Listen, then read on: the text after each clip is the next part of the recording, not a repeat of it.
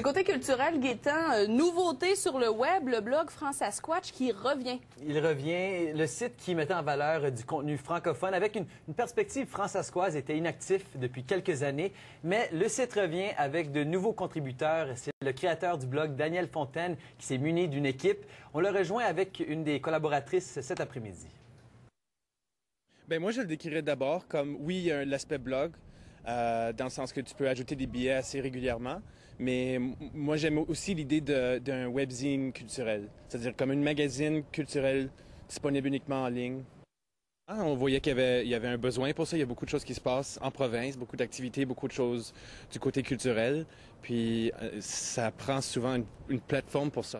C'est aussi un webzine pas subventionné, c'est pas relié à personne, donc c'est extrêmement grassroots. On n'a pas les moyens de payer qui que ce soit pour contribuer, puis il y a une beauté à ça.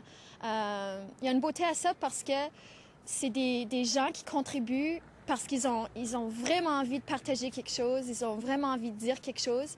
Puis on leur offre une plateforme qui n'est pas censurée, qui est complètement ouverte à toutes sortes d'idées. Et puis, c'est très difficile de faire un projet là tout seul, et c'est un peu peut-être ce qui a motivé le départ de FranceSquatch.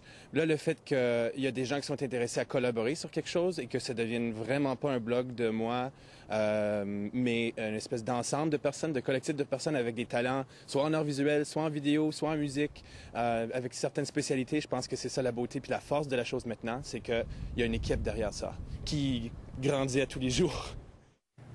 Il en a été question hier, Gaétan. La ville de Saskatoon a décidé de sonder ses citoyens sur les